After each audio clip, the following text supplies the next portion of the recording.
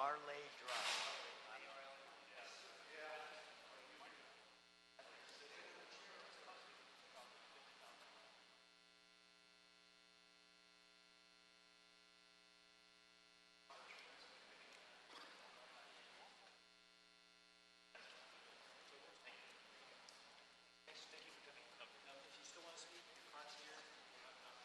I mean, if you think it's necessary.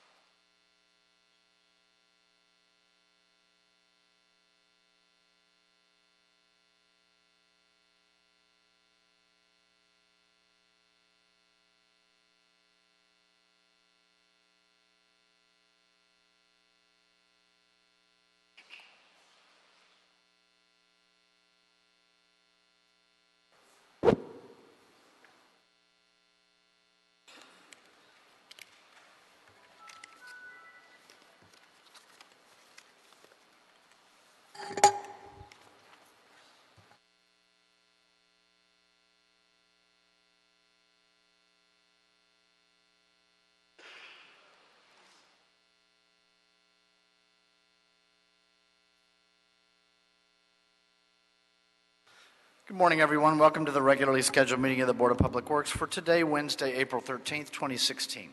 Commissioner Davis, Rodriguez, James, Repenning, and Jacinto are present. President James, we have a quorum. May we start with Bureau introductions, please, starting with Bureau of Sanitation. Good morning, Khalil Garas, Bureau of Sanitation. Good morning, Jose Fuentes, Bureau of Engineering. Good morning, Russ Drizella, Bureau of Contract Administration. Good morning, Ruben Flamenco, Bureau of Street Lighting. Good morning, Lance Owishi with the Bureau of Street Services. Good morning, Ted Jordan, Public Works General Counsel. Fernando Campos, Executive Officer. President James, we did not receive any speaker cards under general public comment. However, we did receive a speaker card under item number 6 for today's agenda. Okay, then let's go ahead and close general public comment. Our first item of business, the approval of the meeting minutes from the meeting of Wednesday, March 23rd, 2016. Is there a second to my motion that we approve those meeting minutes? By Commissioner Rodriguez. Any objection? Without objection, we'll approve those meeting minutes. Let's start with agenda item number 6 this morning. Advisement, joint motion in essence from the Board of Public Works, the Board of Public Works Executive Officer of the Bureau of Street Services, continued from Friday morning to today, recommending that the board submit this report and transmittals to the mayor requesting concept approval and forwarding to the Los Angeles City Council for its consideration to, number 1, adopt the proposed tree replacement in lieu concept. Number 2, approve to establish a tree replacement planting in lieu fee to act as a non-refundable deposit for private development and residential projects as an option to A, satisfy the Department of Public Works tree replacement policy of a 2-to-1 ratio, and B, to provide the Department of City Planning with a permit alternative compliance option for private residential development projects to meet the city's zoning requirements. Number 3, request the Office of the City Attorney to prepare and present a draft ordinance amending the Los Angeles Municipal Code Section 62 to add a new subsection as, quote, establishment of a tree replacement planting in lieu fee, open paren, a non-refundable deposit, close parenthesis, close quote. Number 4, instruct the Department of Public Works, Bureau of Street Services, and the Board of Public Works to review on an annual basis the cost associated with the tree replacement planting in lieu fee and seek City Council approval for future fee non-refundable deposit changes, if any. Number 5, authorize the Department of Public Works to collect and deposit the said tree replacement planting in lieu fees into the Public Works Trust Fund number 834 and provide funding for related tree replacement planting and establishment expenses. And number 6, authorize the Director of Accounting or designee to establish a new department revenue source code and work with the Office of the Controller to create a new appropriation account within the Public Works Trust Fund number 834 to collect and deposit the proposed receipts and B, on an interim basis, but no less than once per fiscal year, reimburse the city's general fund from the Public Works Trust Fund number 834 for associated accounting services expenses incurred. We've got 2 presenters on this to set us up. Fernando Campos, our Executive Officer, and Ron Lorenzen, Assistant Director of the Bureau of Street Services, as well as some speaker cards. So what I would like to do, Mr. Good, would you like to start? Okay, we'll start with our Director of Operations from I'm sorry. Go ahead. No, go ahead. I didn't want to get your title wrong. Chief of Staff for the Mayor's Office of City Services, Greg Good. Good morning. How's everybody doing? Thank you, Commissioners. Thank you, Bureaus, for your time. President James, on behalf of the Mayor, I don't want to take too much of your time. Just want to say that this policy and the hard work of this group, CFAC, stakeholders in the room is very consistent with the Mayor's commitment to a comprehensive and strategic plan for ensuring that the City of Los Angeles continues to have the greatest, greenest, most sustainable urban forest in the world over the next 30 years. It is precisely this type of strategic, almost surgical policy making taken in the context of broader policy making that is going to ensure that. 2, it is reflective of the type of collaboration that we think is that the mayor urges all of us to do to engage in. This is a policy that was worked on with y'all's leadership, with CFAC, with council, with our office, with the city planning department, with the Bureau of Street Services front and center, and that makes for really good work. So on behalf of the mayor, just want to stress support for this policy as recommended and the recommendations that are therein. Thank you, Mr. Thank you Good. very much. Thank you. So, Mr. Campos and Mr. Lorenzen, in whichever order you would prefer to set up the policy, explain it, summarize it for us, and then we'll go to, we'll start with Mr. Campos, it appears, and then we'll go to Mr. Lorenzen.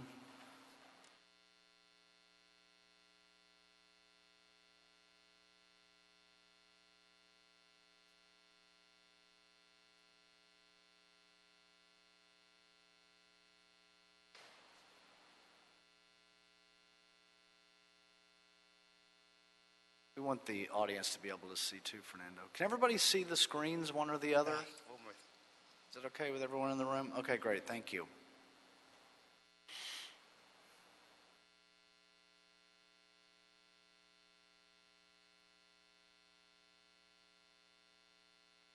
Yeah, we're okay. We have it on paper, so. He wants me to.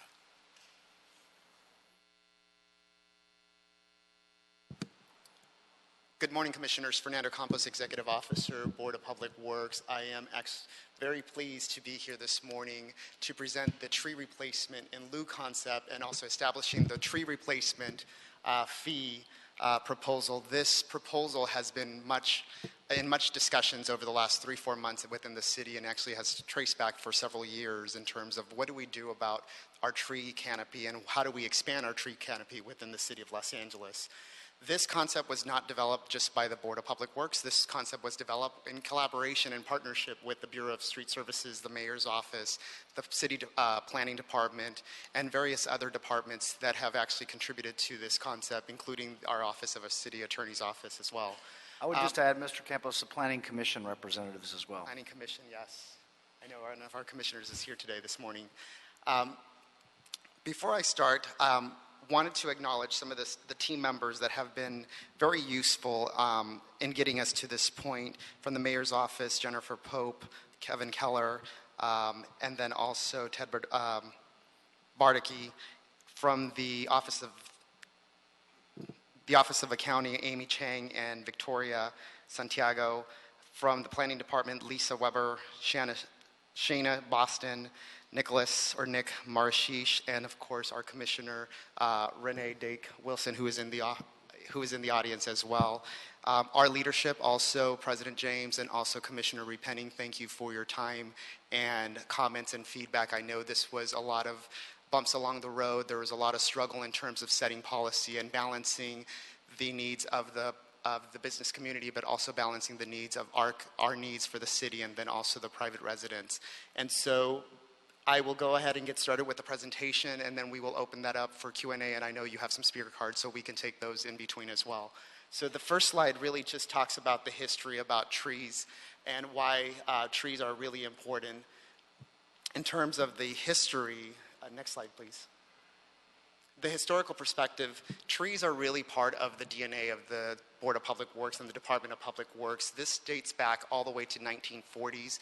There's been about 30 different policies that have been adopted, enacted, and rolled out over the history in the Department of Public Works. So it's no strange, and it's not a uncommon topic for us to be discussing trees, as everyone knows in this room.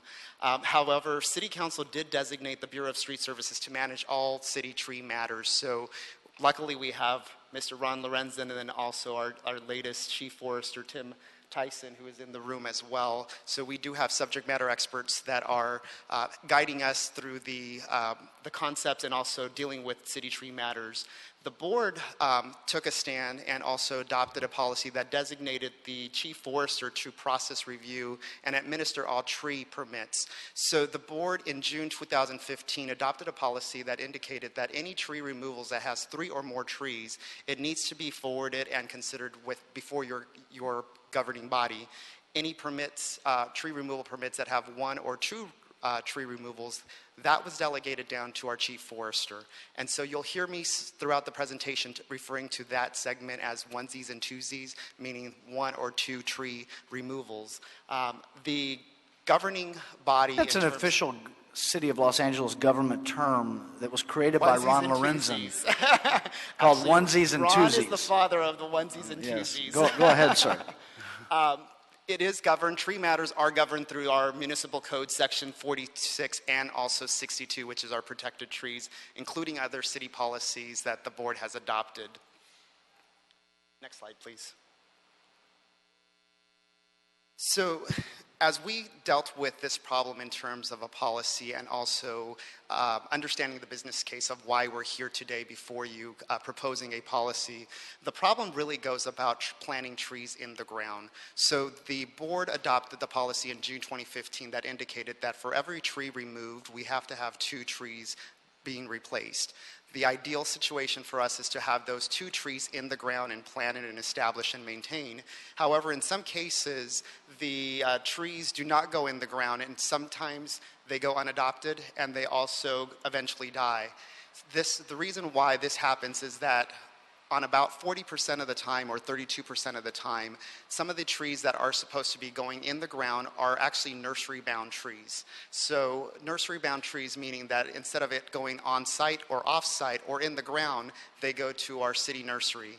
Those city nursery trees are placed and deposited in our inventory. However, some of them do not go planted because of the quality of the stock, sometimes the age of the tree. For example, if we make a deposit into our nursery today and we need the tree 2 years from now, that age of that tree stock may be root bounded and not necessarily have a high likelihood of survival once it actually gets in the ground.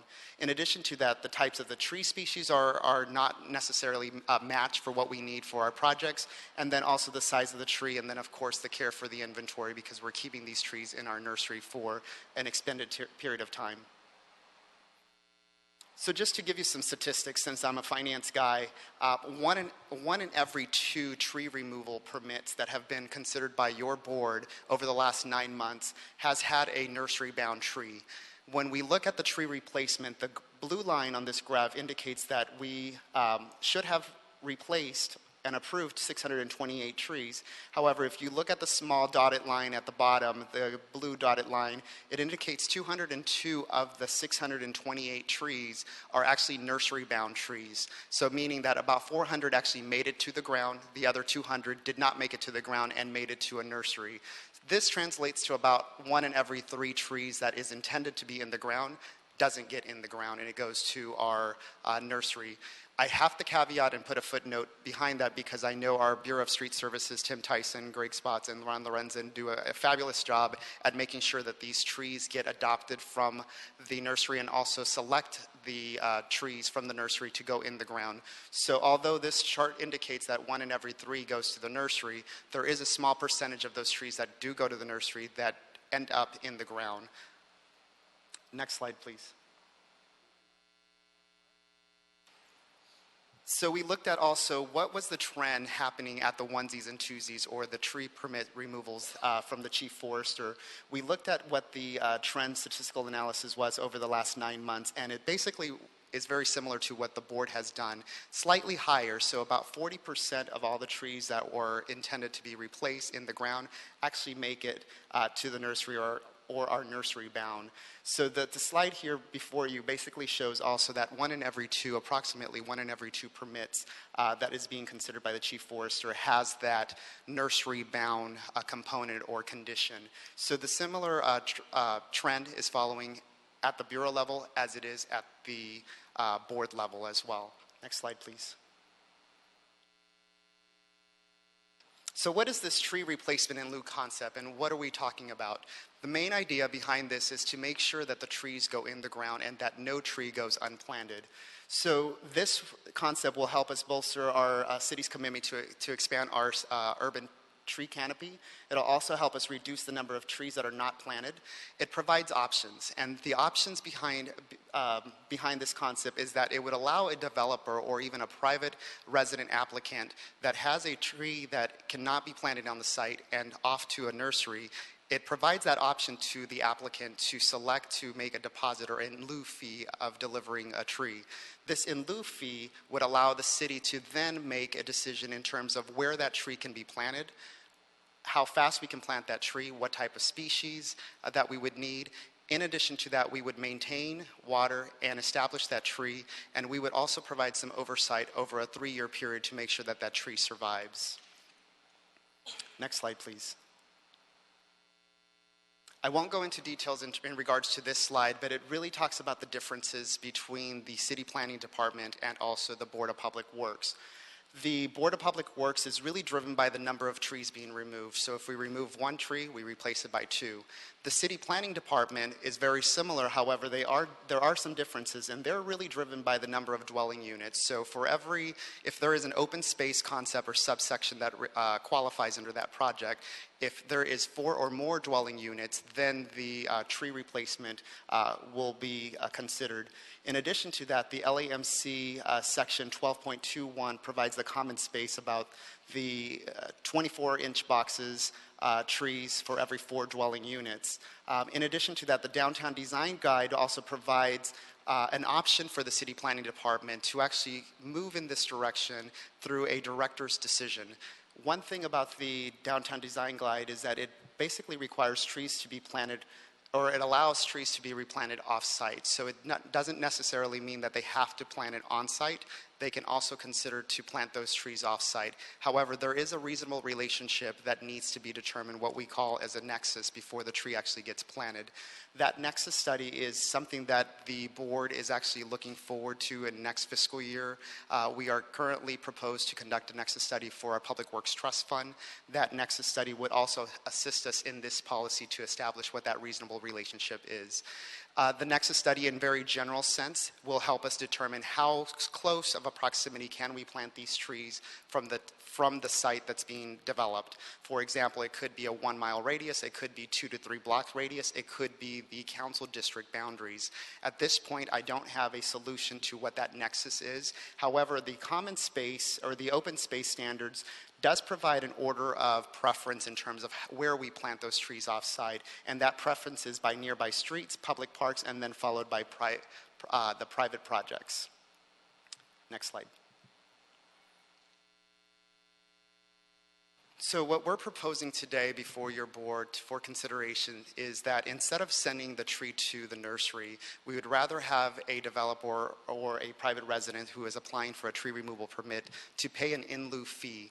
That in lieu fee would be established as $2,514 for a private developer. This would ensure that we would actually maintain, establish, procure, plant, and also oversee that tree over a 3-year period. That dollar amount is $2,514 is what's being proposed before you for consideration. In addition to that, we also looked at private residents. So for private residents, if they're developing their sidewalk or they're redoing the driveway or parkways, we would like to propose, and we are proposing, that we would reduce that fee down to $245. The reasoning behind this is that currently our LAMC code requires us to maintain those trees for 3 years. So any tree that goes in the public right-of-way, that is the responsibility of the City of Los Angeles now. So in cases where it's a private resident and we are planting that tree in the private public right-of-way, the fee is being reduced so that we can not only encourage private residents to opt for this election, but also make it more cost affordable for them. Next slide.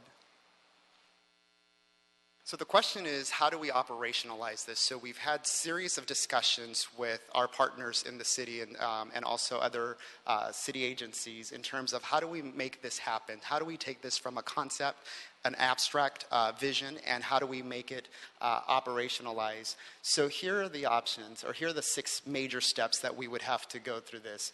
If an applicant selects this in lieu fee option, again, I just want to reiterate, this is an option. It's elected. It's selected by the applicant. It's not mandated. The applicant can still consider not going in this direction if they wanted to. However, they would have to possibly redesign their plans. They can come to the board and ask for a variance, just like you have been over the last 9 months, 50% of those cases. Or they can elect to make a deposit in lieu of sending that tree to the nursery. Once the applicant selects and makes this option to use the in lieu fee model, the board or the planning commission would approve the permit afterwards.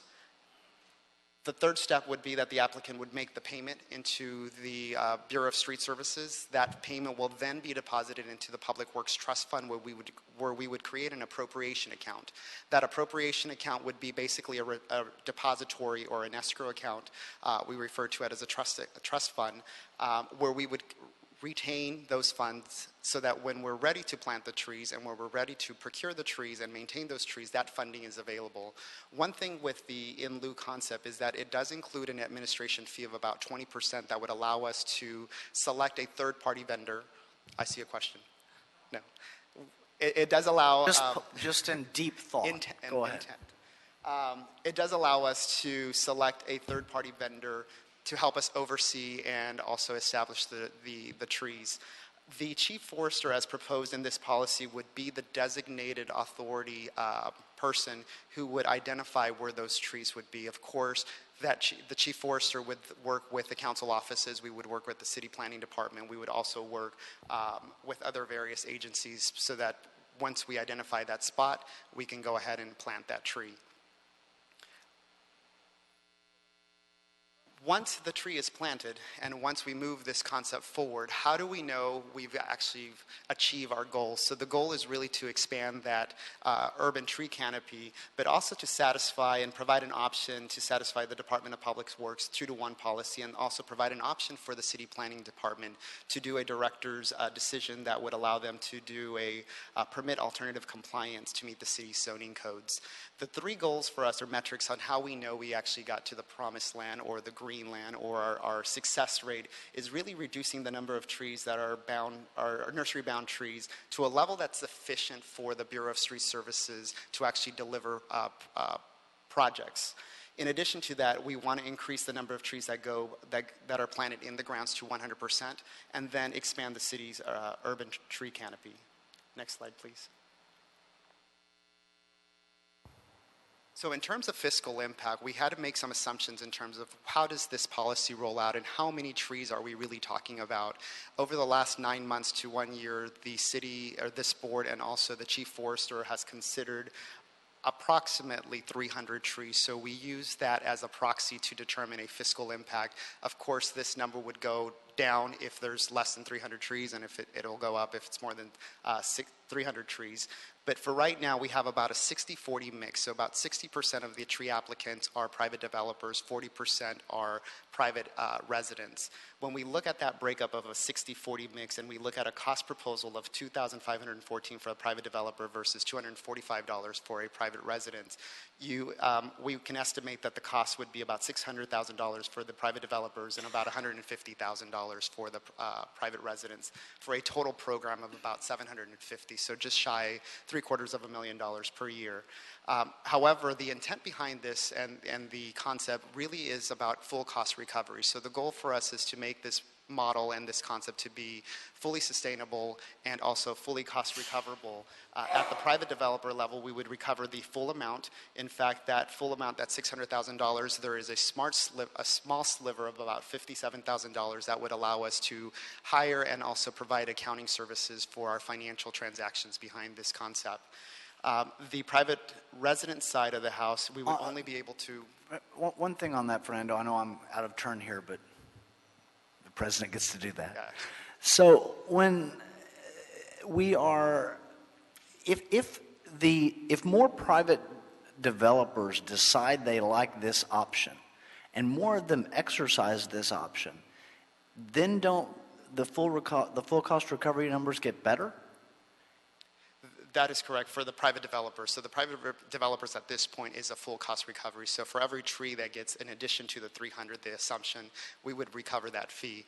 There is a recommendation in the board report to do a fee analysis at the end of year 1 of the concept program so that we can validate the figures. Last week, the Bureau of Street Services released its state of the, Ron, correct me if I'm wrong, state of the tree report.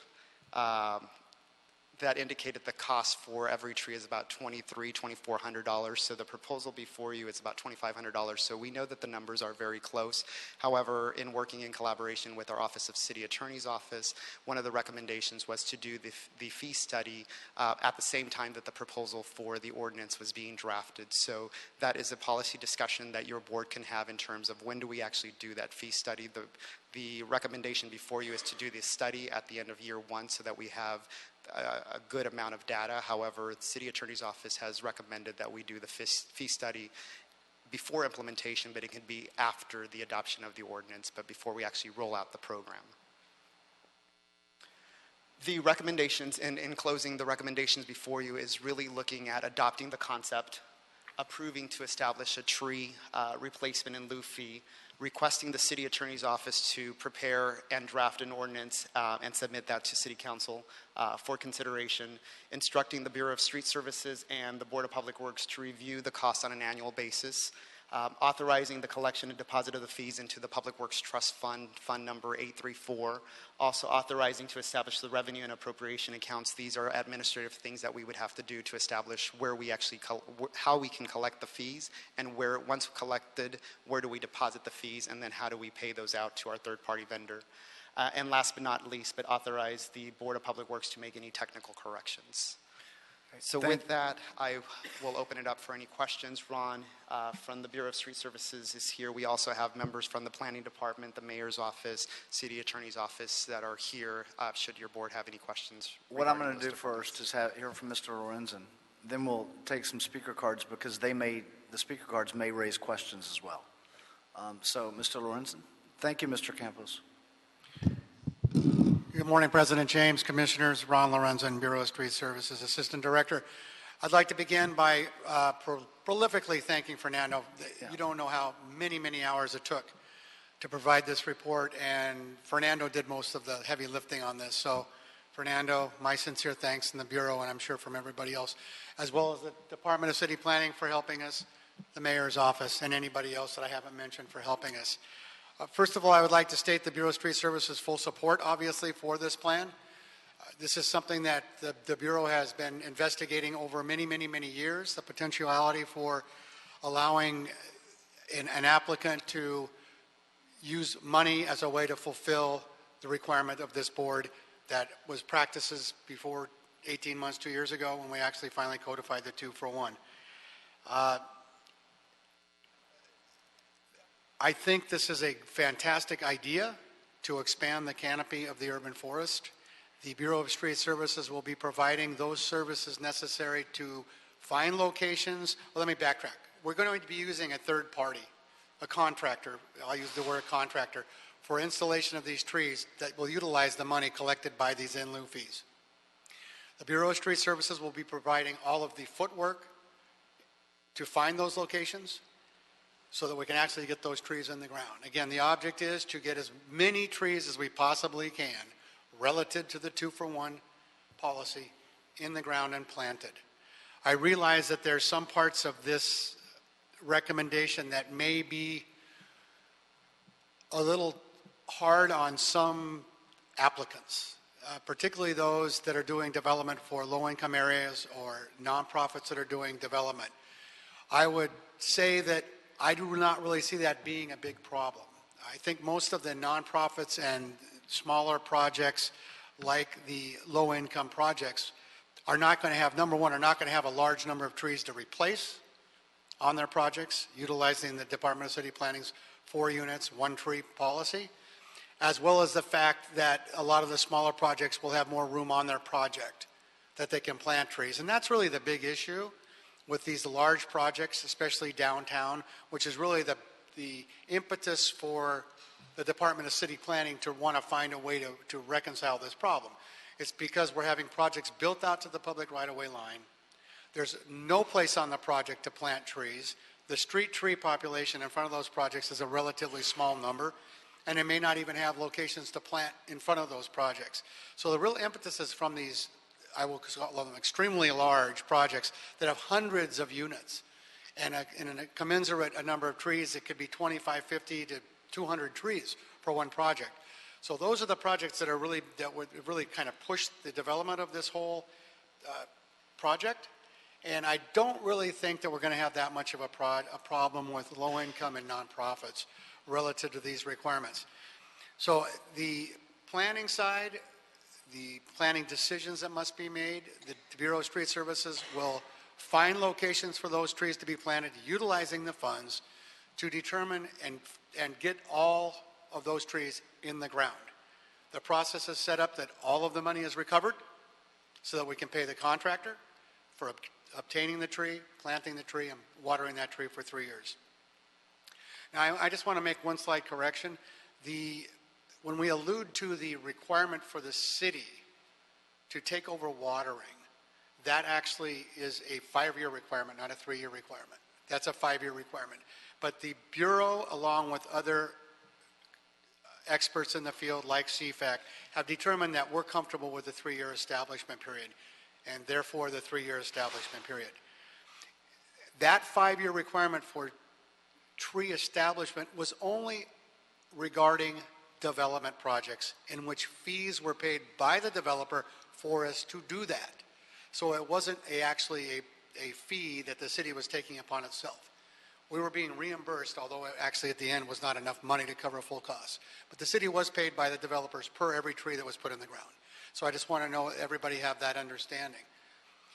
So for the planning side, I foresee if this whole recommendation is adopted, that we can plant all of the trees relative to those planning projects as is intended to do so. Now, on the public works side, those that this body approves, we obviously are not obtaining all of the money to pay for full reimbursement. As Fernando's chart has shown, we're looking at around $136,000 costs for the city to absorb. We're obviously going to have to discuss those issues. Certainly, that money in that fund can be utilized to plant trees when money becomes available to put trees in the ground and water them for the 3 years. So looking at that, what are we looking at here? 5, 50, 6, for every 6 projects or so, you'll have enough money to plant another tree in the ground, even if the city does not determine another funding source. And I'm sure that we will find another funding source, but even in the time being, we can actually start planting trees, use the money, because that's the key. We don't want the Public Works Trust Fund become a place where money is just placed and then not utilized. We know that's been a problem in the past, and we don't want that to happen. So our intention, in fact, what we're going to do is ensure that doesn't happen. So again, the Bureau is totally behind this. It's obviously our report as well. We fully support the recommendations in here. We know that there might be some issues that come up, but I think as we move along, we can deal with those issues as they come up and make this successful to make not only the mayor's program successful, but this board's support of the mayor's programs and the Bureau's and planning department's support of these programs to make this the greenest and most environmentally sensitive city in the whole United States. So, any questions? Thank you, Mr. Lorenzen. Well, you've put a number of issues on the table. We'll have a number of questions, but I want to get to the speakers as well, since they've been here patiently so they can be heard, and then we'll get to the questions. I do want to say before we go to our first speaker, who will be Renee Dake-Wilson from the Planning Commission, I do want to just make a couple of comments.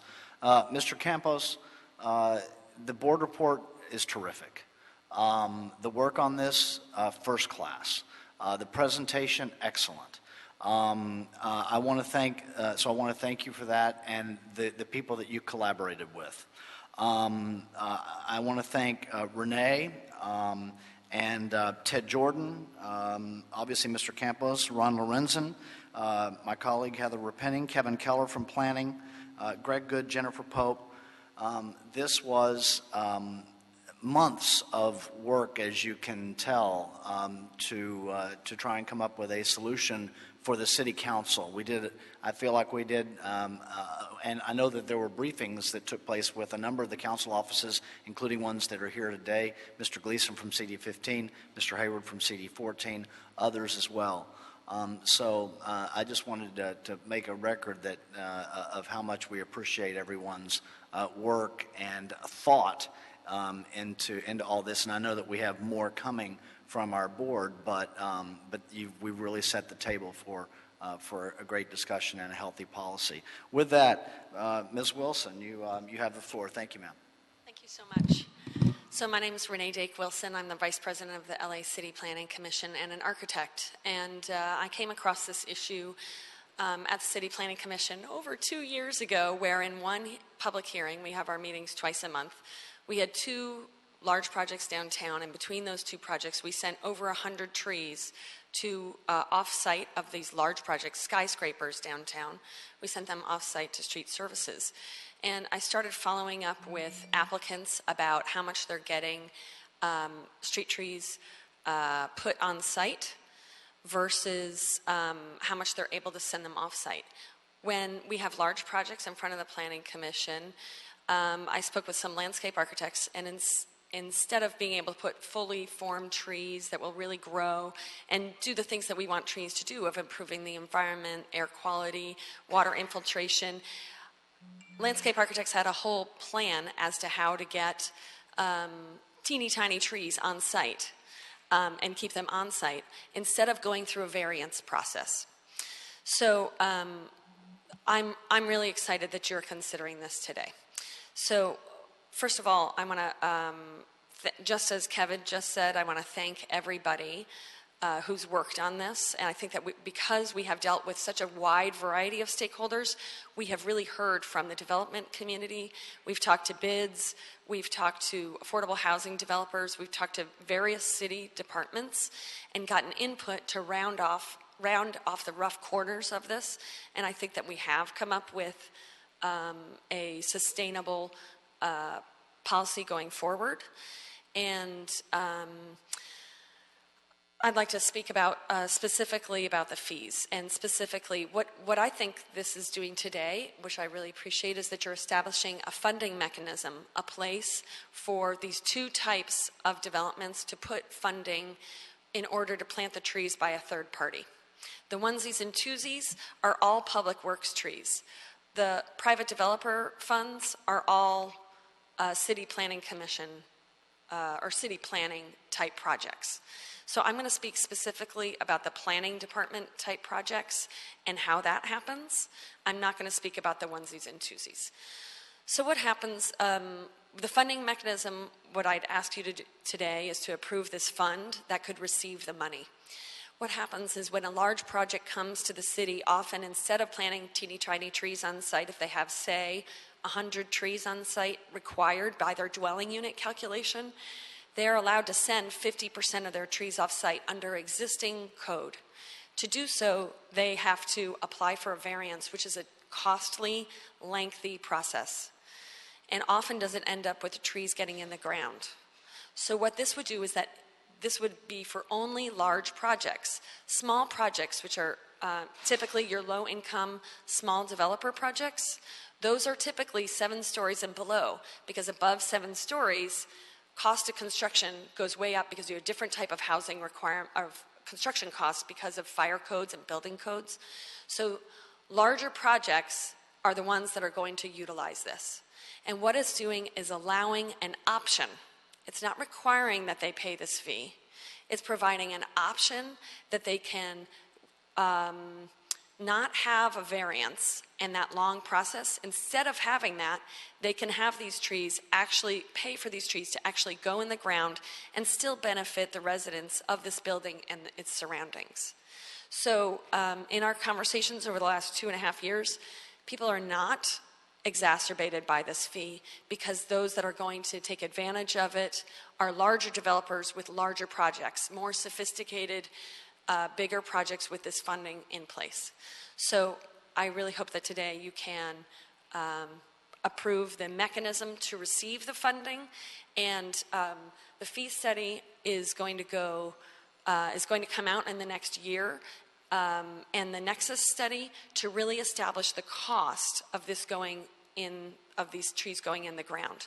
A concern I have is that if this cost for the planning department trees, if that cost is lowered, that applicants for larger projects will pay the fee instead of planting the trees. I believe that it's better to get trees in the ground. If they can fit them on their site, that's better. Often 7 stories and below projects, they don't have that's not a case that occurs where those 7-story projects have problems fitting their trees on site. It's just for larger projects, we'd like them to really recover their costs of planting trees and still be responsible for those trees. So thank you very much for taking this action and taking it under your wing. All of the appreciation that has gone out, I really echo, especially for extending your guys over to planning. Thank you. Thank you, Ms. Wilson. And next we'll hear from Nate Hayward from Council District 14. And while he makes his way up here, Ms. Wilson's comments reminded me that of the other stakeholders that were involved in the process. You mentioned the bids. Some of the bid representatives were in some of the very early meetings, and the Community Forest Advisory Council, and their consistent monitoring of the whole working process. And I would add under the leadership of Commissioner Repenning, who worked with CFAC every step of the way on this directly. Mr. Hayward? Thank you very much, President James. My name is Nate Hayward, Public Works Director for Councilmember Jose Huizar of the 14th District. And our district is kind of ground zero for all of this. I was looking at the transmittals and everything and just counting the amount of trees in our district that have been removed. Hundreds and hundreds of trees. It's definitely a situation that, you know, becomes very difficult when you go down streets and you see, 50 trees removed, and how are we going to get them back in the ground? How are we going to ensure that when we're having developments coming in, those trees go back into the ground and provide the most benefit for the community? So we just want to say that we are, first, very thankful that you guys are doing this. This is a huge step forward for this city. I'd like to thank Fernando and Commissioner Repenning, President James, Mayor's Office, Urban Forestry, everybody. This is a huge step in the right direction. We feel this is sort of the beginning of the process. This is the beginning of how we look at this and really establish a nuanced process where we can ensure that we're really doing the right thing for our urban forest. We're making sure that when we're removing a tree, we're really looking at what that impact is. So we'd like to say that not every tree is equal. When you're removing a small 15-gallon tree versus a ficus with a 40-foot diameter, what is the impact of that on the urban forest? So we'd like to ask that we look for get some additional information about how that affects our fee structure, and how we think about when a tree is replaced, is it the same impact for everything? That's something that's really important to our office. We'd also like to say that this is an opportunity to really start to begin to streamline the processes. I think this is going to take a lot of work off of the Board of Public Works and everybody's stresses for how we look at things. And I think this will make it a lot easier for developers as well to create some clarity around options. This is a huge opportunity.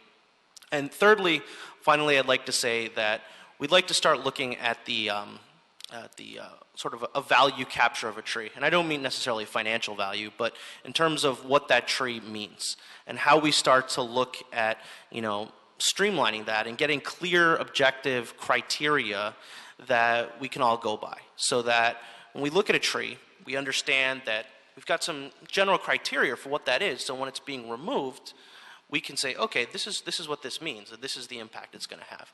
I think establishing clear and objective guidelines that are very public, very transparent, based upon ISA standards, the expert arborists, we can really make something that will really improve our urban forest. So thank you all very much. This is a great step in the right direction. I always joke that my workload is going to go down by half for this, because hopefully we'll really encourage people to do the right thing. So thank you so much. Thank you, Mr. Hayward. Also, Mr. Gleason, in the Q&A process, if there's anything that you want to mention or you want to participate, just flag me and I'll be sure and include you. And so it looks like you're interested right now, so can't miss the invitation. Dennis Gleason from Council District 15. Why not?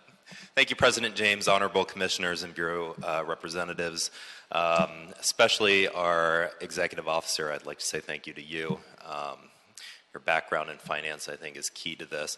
The couple points I just want to make, I think this is a great idea. And we're really happy that you guys are moving forward on this and considering a policy. Just a couple points I'd like to make. I think we should all be open to changing the level of the fee as we learn from experience. We may find it's too high, we may find it's too low, and we may find we want to include stuff like structural pruning in the overall calculation of the fee. So I think as everyone is willing to see what works and what doesn't work, we'll make changes as we go along. The other point I'd just like to say, I love when good ideas come from other sources.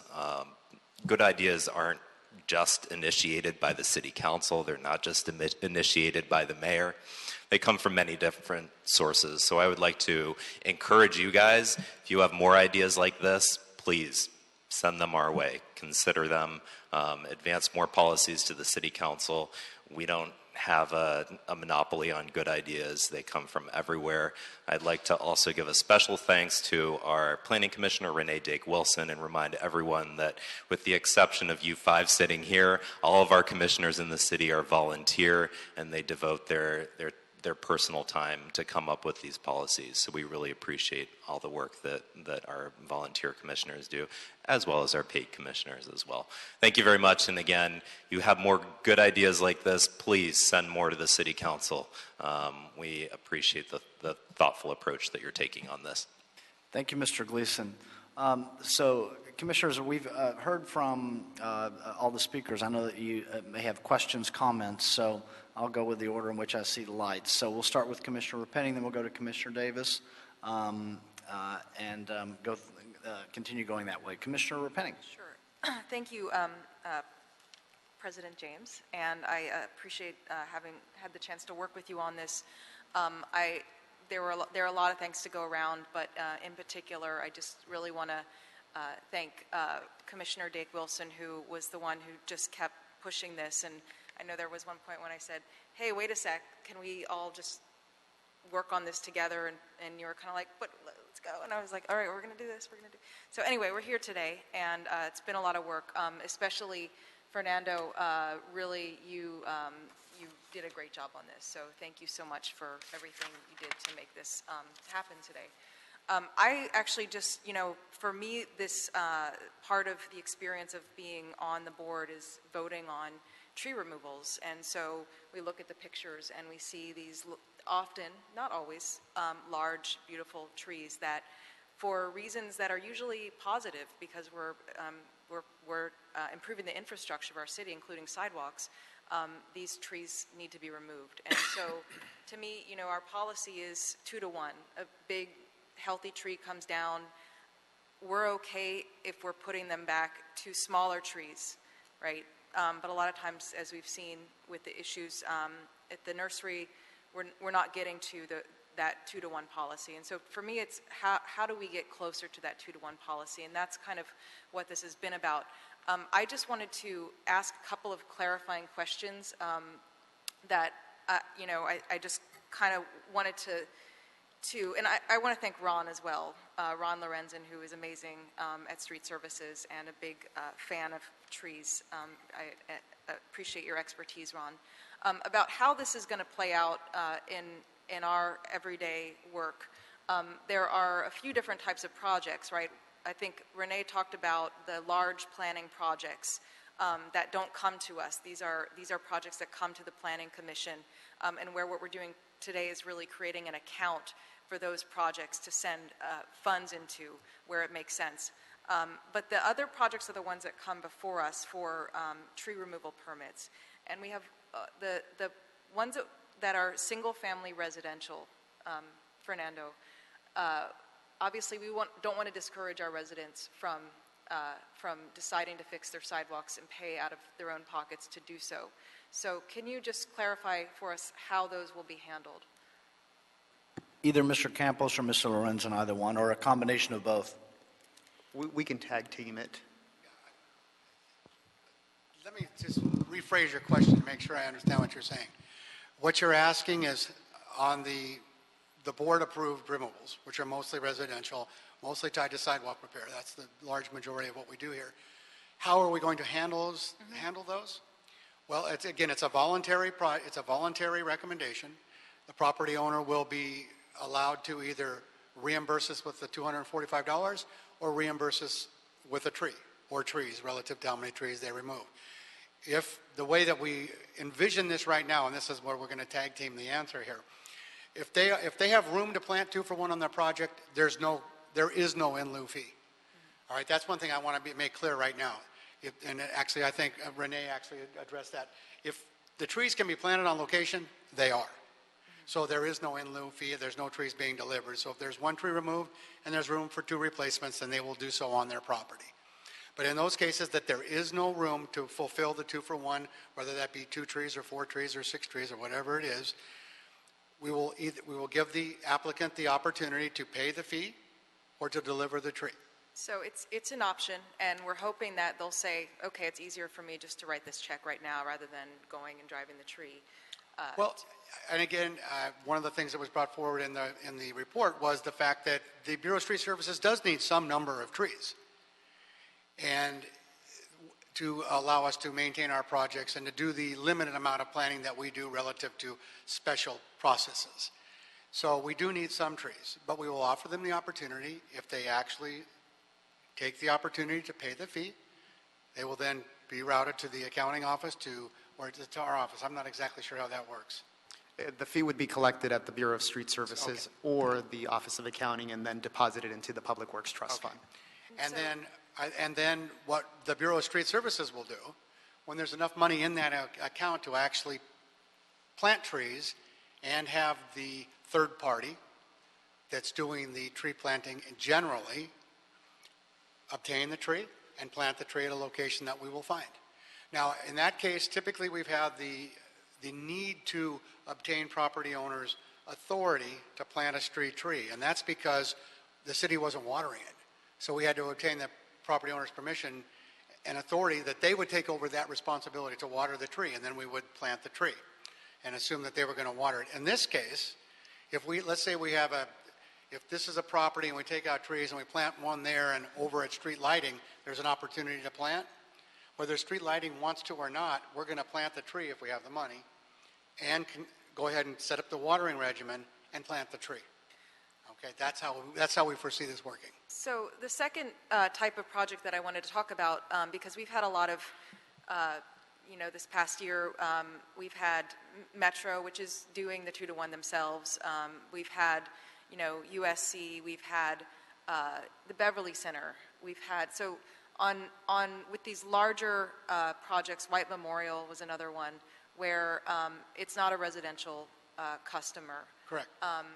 How are we handling those projects here at the board?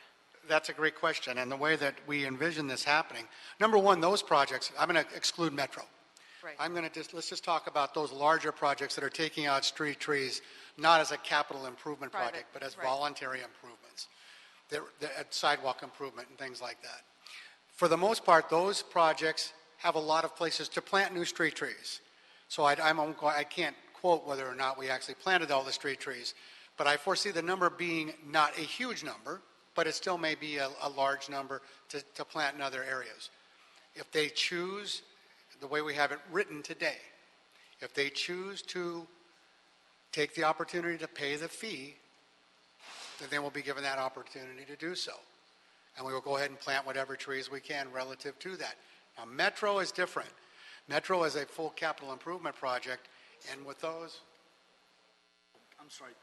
That wasn't meant for you, Ron. Go ahead. It's for the next meeting. Go ahead. With those projects, that is a community, city, Metro partnership that we develop the rules and the regulations and the requirements and conditions relative to their permits in a little bit different fashion.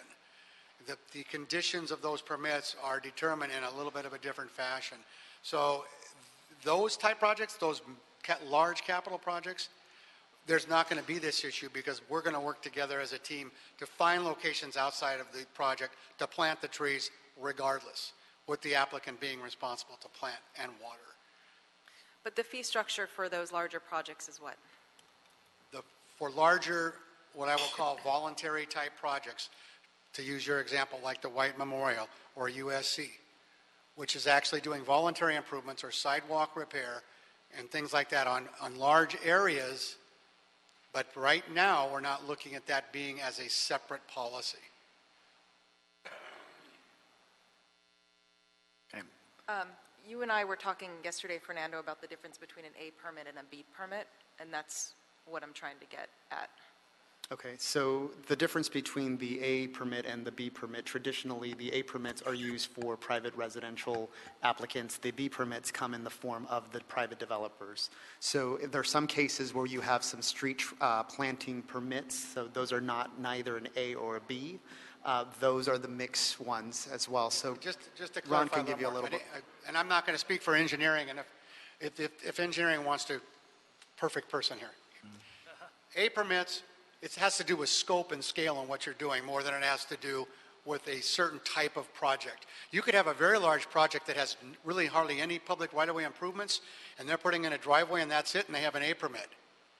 Conversely, you could have a small parcel map that might be doing 500 feet of public right-of-way improvements where they're changing flow lines, and they have a B permit. But in project size, it's a small project that has a B permit and a large project that doesn't have a B permit. So it's not tied to that. If you get a street light, you have to have a B permit. If you change the flow line, you have to get a B permit. If you're only putting in a driveway or doing sidewalk repair, engineering typically will let you use an A permit. And I think both Con Ed and engineering agree with that. So it's not tied to the type of permit. It's tied more to do with us, as far as I see this, with the number of trees being removed. And, it's not really relative to the permit type. I know that may not help you, but... Okay, thank you. Thank you, Commissioner Penning. Commissioner Davis. I just wanted to say that this is obviously another project where collaboration has resulted in us being able to improve our service delivery, hopefully. And my hope is that according to what I'm hearing from Mr. Lorenzen, that he will be assertive from Bureau of Street Services and the leader of our urban forestry to ensure that there is accountability in terms of this policy so that it will result in us being able to efficiently and effectively make sure that we increase the numbers of trees in places where we really want to have them. So with that, I'm hopeful that that will occur.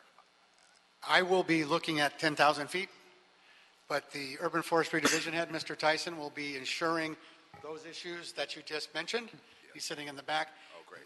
Mr. Tyson will be directly responsible to see that this whole process works from getting the money to making sure that trees get put in the ground for all types, for both the large the large commercial as well as the smaller residential. I will be obviously making sure that they're doing what they're supposed to do, but Mr. Tyson will be the one directly with his hands on. Great. Thank you.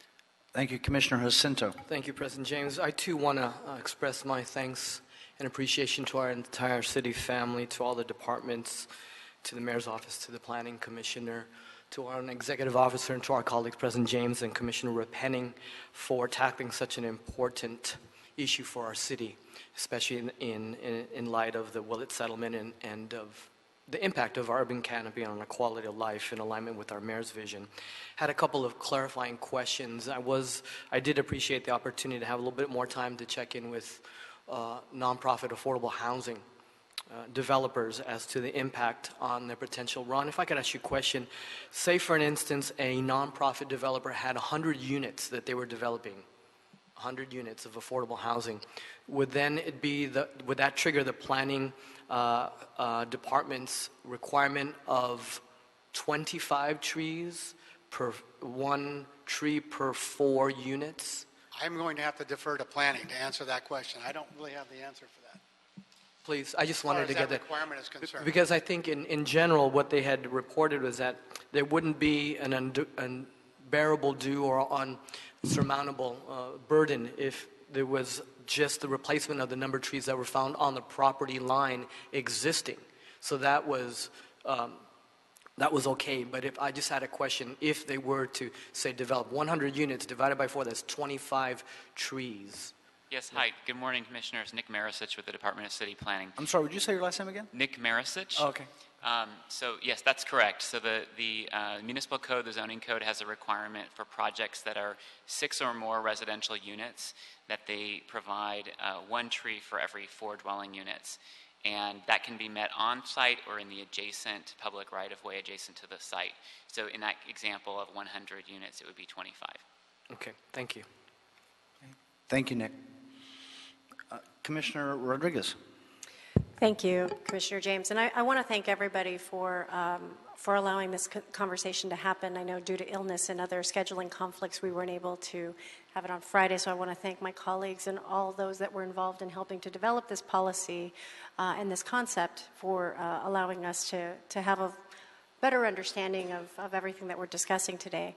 One of the concerns that I had, and I spoke to Fernando about this, is, in going forward, and I want to make sure that, we obviously have a clear commitment to ensuring that we restore our canopy, given all the improvements that are happening in the city and all of the tree removals that are occurring in this city. That said, what concerns me about fees that are collected in this city, that historically we have not fulfilled the expenditure of the dollars that have been collected in some cases, and that's more so, I think, with the city attorney's office, to ensure that we really fully expend the dollars that we are collecting in lieu, so that we don't jeopardize them to returning to the people that have, in fact, selected that in lieu fee, because we've seen that with in certain other cases with the arts and other examples. And so what efforts might we deploy in this process to ensure that we won't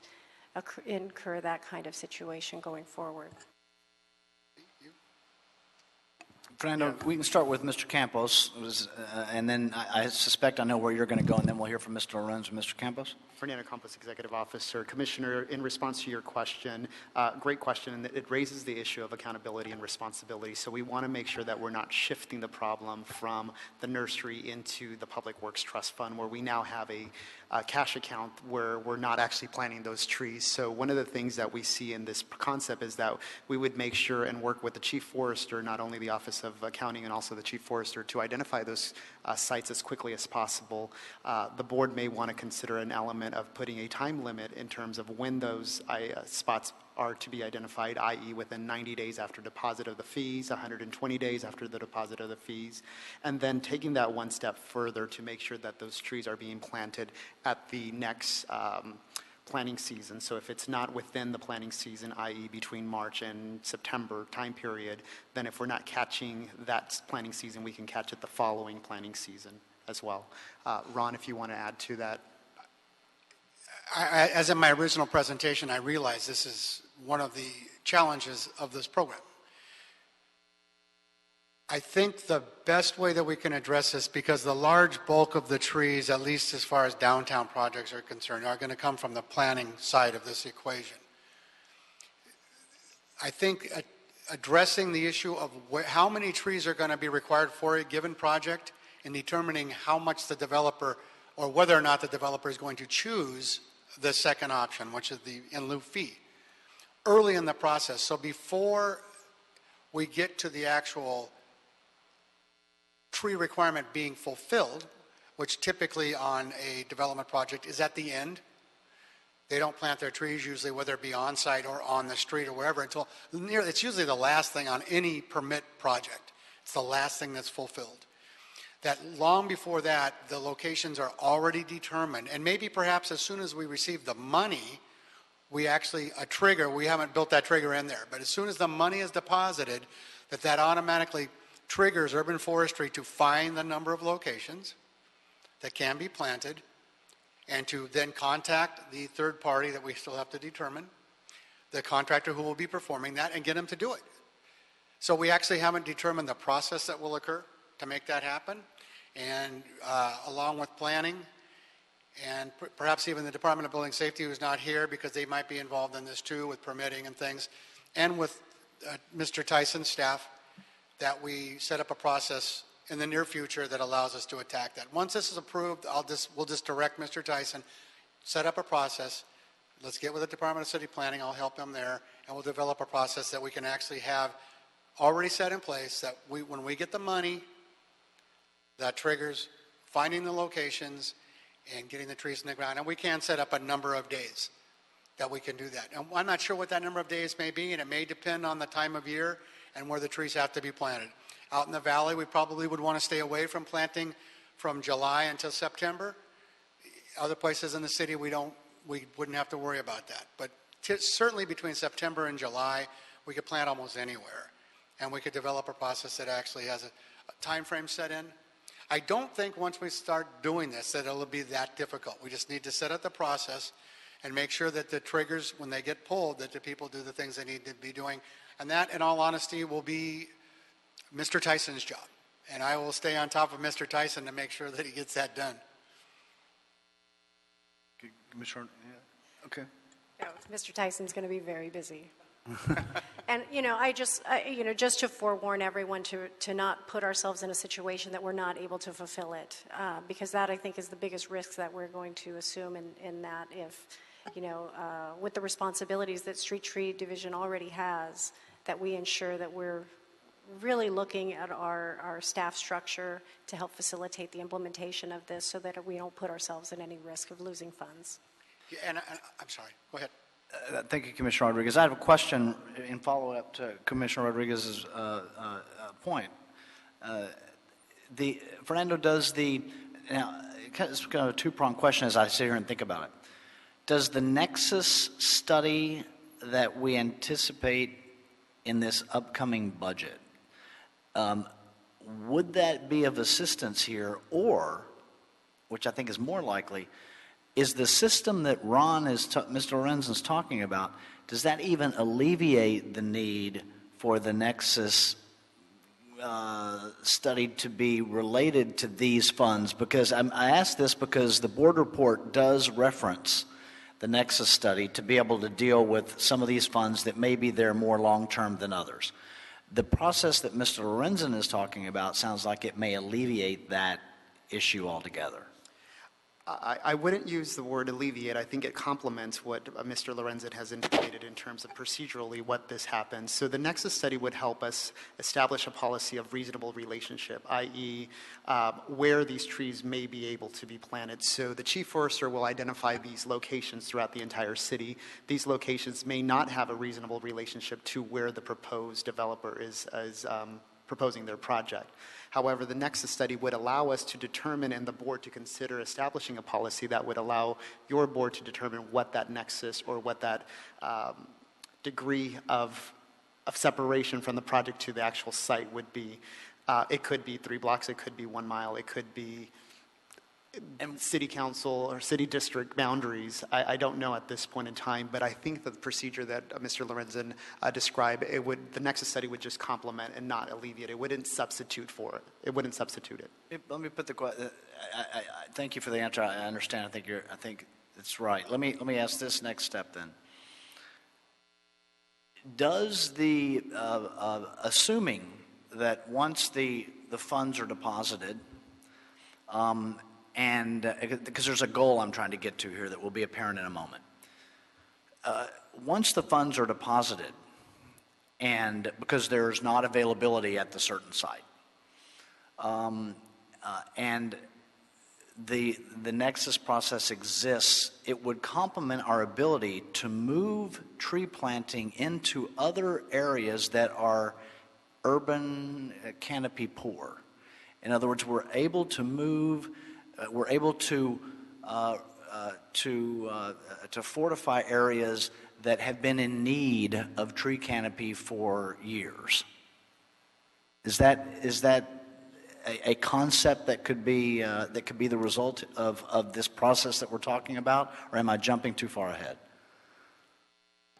I think it's a concept that we can definitely consider as we go through the analysis and we go through the findings. So one of the things that the Nexus study could come back with is that, for example, on the deposit side of the house, we may not be able to do anything. However, on the tree side, it may be very limited or restricted. So at this point, I would hate to jump to conclusions without actually going through the process. I just want to, and the point I want to make is, and I sense that what Commissioner Rodriguez was saying and the discussion we were having was kind of helping in the sense that in some of the meetings that took place early on, one of our goals here is we want to increase the urban canopy citywide, and we want it to be more distributed. We want it to be distributed more equitably. And this is a potential tool to do so. And so I just want to make sure that everything we have in place, to the extent possible. I know that involves, and we had some discussions with the city attorney on what our Nexus can be and what room we're going to have to begin to solve this problem. But it was also something that came from some of the outside stakeholders that came to us with their ideas on how to supplement what we're doing. Question two. Commissioner Davis. I think what you're saying makes very good sense. I mean, just generally, when we look at government service in America, one of the goals is always to increase service delivery in places where we deliver something. I would think, without having really read or having sat personally in the meetings, that the goal for the city is, in fact, what our president has stated, to eventually increase in areas where we need to. And I would think when we talked about accountability, Mr. Renzen, that perhaps that is what we're talking about, is to make sure that the beauty in this new policy that has been touted is that it will allow us to do what we've not been able to do before. It will allow us to accomplish what we've not been able to accomplish before. Now, I don't know the challenges and the barriers here, but it would be probably important to assume that the reason why we have this policy is that it allows us to do some of the things, or that it will allow in the future us to do some of the things we have not done before, with the accountability that street services is going to provide for the policy. So I'll just conclude by saying it's inevitable that what President James is talking about is certainly a goal that probably we would want to have in the future. I actually agree with Fernando.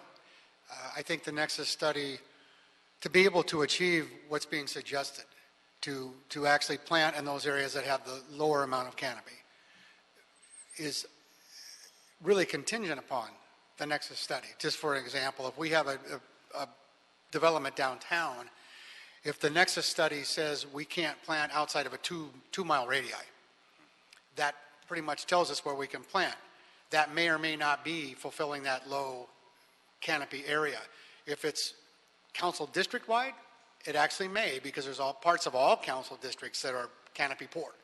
And then we could then use that money to plant in areas that the canopy is poor. And that goes across the entire city, both in the valley and in the metropolitan side of the city. So, but I don't think that to move forward with this, whether the Nexus study is absolutely necessary to move forward with the policy. Because at the beginning, we're certainly going to be looking where the project was and expanding out. So if we can, our original, because we're going to have to go out and look for these, and we're not going to be able to do an inventory of all of the available sites in the city of Los Angeles. So we will actually be going out and looking in the neighborhood around the area at the beginning and then expanding as we go. What is the purpose of the study? What's the purpose of the study? What is the goal of the study? The purpose of the Nexus study is to establish reasonable relationship. So this policy or this study would allow the board some options, or provide some options that the board could consider in establishing a Nexus study policy. That policy, or that study would be, if funded by the mayor's budget, we would move forward with that around July, August time period, and then we anticipate the results to come to our board probably in January 2017. So the purpose of the study is to do what? Give us what? Tools to do what? It would help us establish the reasonable relationship of where the tree may be able to be placed. So the purpose of the study is to decide where trees should go in Los Angeles. No, the purpose of the study is more broad than that. And I don't want to get off the agenda item here. I see the city attorney grabbing his microphone. The purpose of the Nexus study that's been proposed for the budget is to determine for all of the money that's in the Public Works Trust Fund. To be applied to the city, the parts of the city where it's intended to be. And because some of those deposits are old, Commissioner Davis, we need the Nexus study to be able to determine how we can appropriately spend those funds. Gotcha. And so that's why I thought that the Nexus study might complement what we're doing with the trees on that. Yeah, we can't guess, obviously, what the findings of the study is going to be, but I just really wanted to know what the purpose of the study was, because that's important moving forward.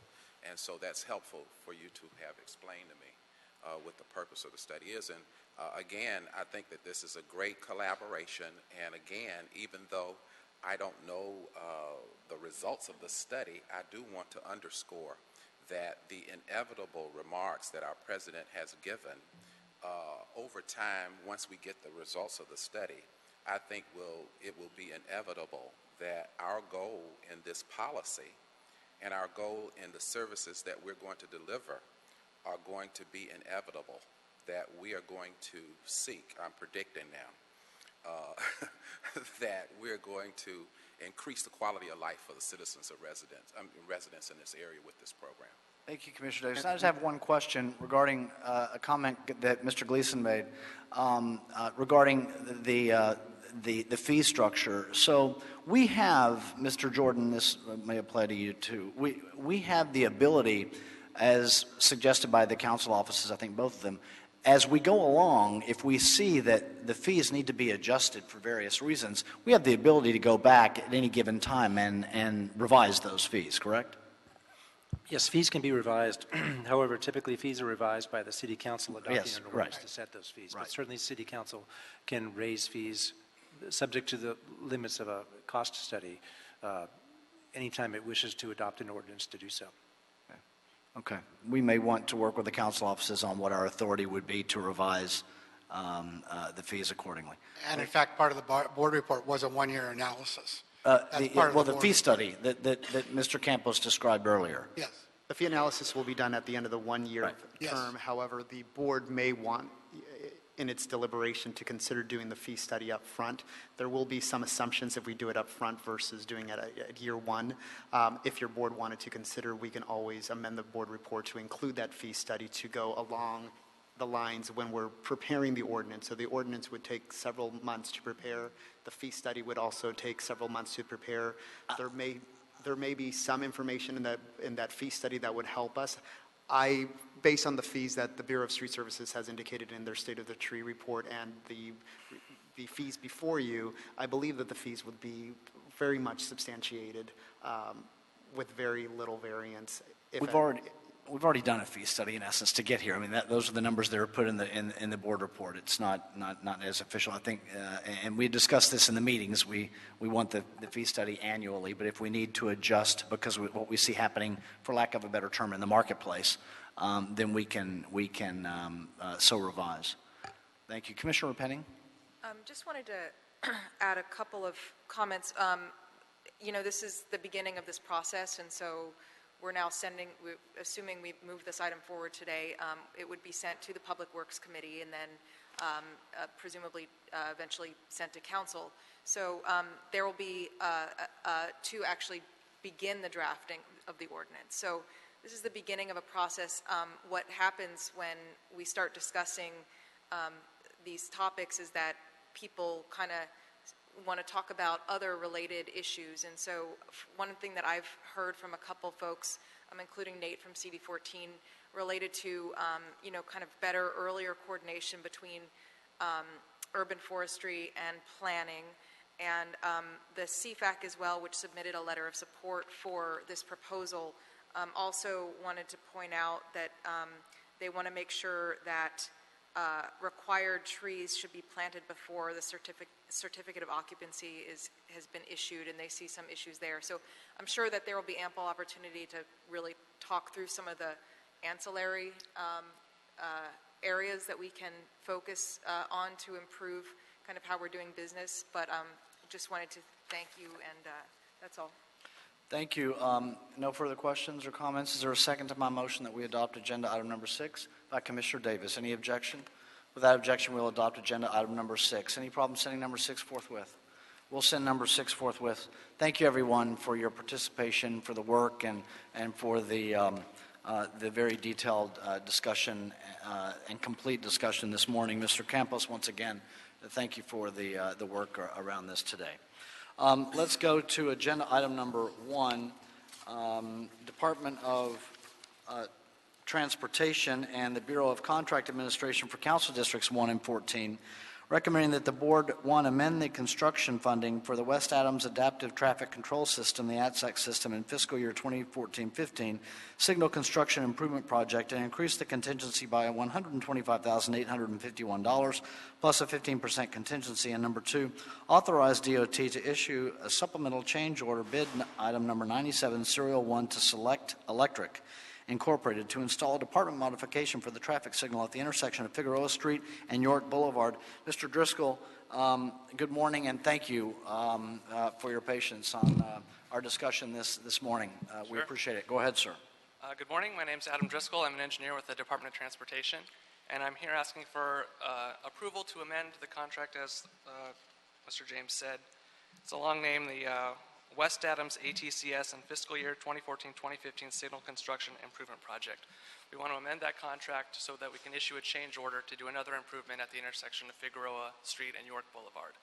A little background on this one, a constituent came to us through CD14, so along with their deputies at the CD14 office, expressing some concerns about the safety of that intersection, specifically with regard to the left turn movements, a lot of crashes they feel they've witnessed, and visibility issues. So in response to their concerns, we conducted a formal study and determined that there was a high number of crashes there, in addition to some delay issues that could all be helped with the implementation of some protected left turn movements. Specifically, we were able to authorize a protected only left turn movement for the westbound direction and what we call protected permissive left turn movements for the northbound and southbound directions. So with that design change being approved, we prepared a design plan and we decided to attach it to this project, this contract, because the second part of the contract, the fiscal year 2014-2015 signal construction improvement project, that's funded by a $6 million appropriation we got last year that funds projects exactly like this one at Figueroa and York. Basically where we have a request from constituents or our council office that there's a concern at a single intersection and we do a study and determine that it does require an upgrade. Oftentimes when we do those studies, that intersection, while the improvement's justified and authorized, we don't have a project to attach it to, or it's not expensive enough to justify going through a whole bid and award process, so it ends up sitting. So this part of the West Adams project, the signal construction improvement part of it, funded about 21 of these intersections, and it's all for the same reason. A district office did a study. There's a safety reason, a high incidence of crashes that were susceptible to correction by this type of signal improvement. And since this intersection, Figueroa and York, went along those same guidelines, we decided to add it to this contract. And because it's over $100,000, we need to amend the contract through the board. Thank you, Mr. Driscoll. Any questions on number one? Commissioner Jacinto. Thank you, President James. Kim, thank you for the briefing earlier. And I understand whenever we could respond to constituents and council districts' offices for increased safety in alignment with our mayor's vision of Vision Zero is a good thing. I forgot to mention that part. Sorry about that. This $6 million appropriation was sort of an effort to work towards our Vision Zero goals and objectives and fund. I think before we got this appropriation, there's a stack of about 370 outstanding intersections where improvements were justified. And we picked the ones that were the highest priority, ones that were justified for legitimate safety reasons and crash history reasons, and we threw them into this project, like I said, as part of our Vision Zero goals and objectives. And this improvement of Figueroa and York falls right in line with those objectives, and I think it'd be beneficial to the people of that area. Very good. And it's timely, fortuitous that we have a contract to add on to, so we don't have to wait for it. So it's timely. I support this project. Absolutely. It's great. Thank you. Thank you, Commissioner Jacinto. Commissioner Davis. I was basically asking just a general question about the time of implementation and completion projected for the project. They're ready to start tomorrow as soon as we get this board report approved. Since this is added onto an existing contract, the contractor's already been doing all the work for the rest of this project, and that's winding down. So they're ready to get started, and we should expect this to be done in the next 3 weeks to a month, I would expect. Oh, great. Anything further? Thank you. Is there a motion on number one? By Commissioner Jacinto, seconded by Commissioner Davis. Any objection? Without objection, we'll adopt agenda item number one. Any problem sending it forthwith? We'll send number one forthwith. Thank you, Mr. Driscoll. Again, thank you for your patience this morning. Agenda item number 2, Bureau of Street Services for Council District 15, recommending that the board approve the addition of 3 street segments to the overweight container corridor to provide access to the Port of Los Angeles from the Port Distribution Center, a 1.8 million square foot warehouse space located on Westmount Drive east of Gaffey Street. And 2, authorize the Bureau of Street Services to publish a new street listing reflecting the changes to the oversight container corridor. Mr. Lorenzen, what we're doing here, sir? Good morning again, everybody. Ron Lorenzen, Bureau of Street Services. As all are aware, the ports of Los Angeles and Long Beach comprise the largest harbor system in the world today. We move more material and goods and services in and out of those ports than any place else in the entire world. As part of facilitating that, there's streets in the city that have been designated as being able to carry overweight loads. That's what's being requested this morning, that we add a few streets to those overweight streets. Those are Westmont Drive from the dead end east of Gaffey to Gaffey Street from Westmont Drive to Miraflores Avenue, and the Channel Street entrance, and Channel Street from Gaffey Street to John S. Gibson Boulevard. This is fully supported by Council District 15, and we're requesting that you approve this request.